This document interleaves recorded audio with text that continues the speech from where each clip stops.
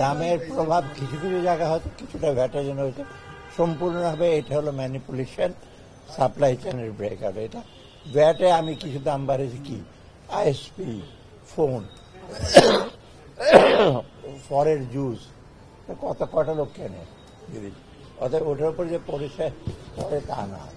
তবুও আজকে আমরা রিভিউ করেছি, কিছু কিছু ফ্যাক্টরটা আমরা পরে জানতে পারবেন।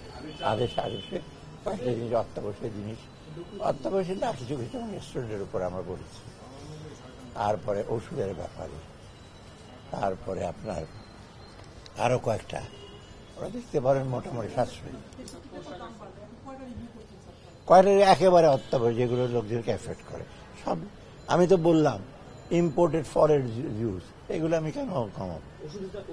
ওষুধের হ্যাঁ, ওষুধেরটা রিভিউ করে, রেস্টুরেন্ট, পোশাকেরটা কিছুটা, আর ডিটেল বলবো না।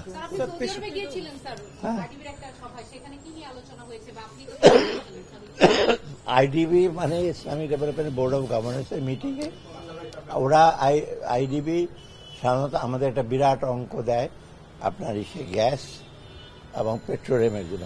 আমি এবার রিকোয়েস্ট করেছি ফার্টিলাইজার, পেস্টিসাইডের জন্য অর্থ, এটা ইন প্রিন্সিপাল রাজি হয়েছে, কারণ কথাবার্তা বলে আমরা এখন ফার্টিলাইজার জন্য আমরা না, আমি মাত্র প্রপোজ করেছি, ওদের অফিসাররা রাজি হয়েছে এবং ওরা কথাবার্তা বলবে, ইনশাল্লাহ ওখান থেকে ওঠার জন্য আসবে। আর এমনি তো আপনার আছে গ্যাস এবং এলপিজি। ওষুধের বিষয়টা কি রিভিউ করা হয়েছে নাকি হবে? ওষুধ আপনারা দেখতে পাবেন।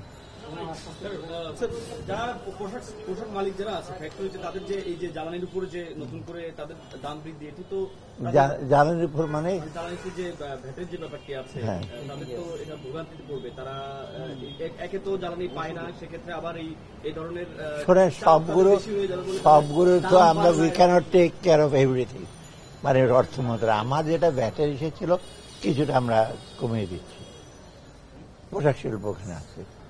ঠিক আছে, হ্যাঁ আজকে সব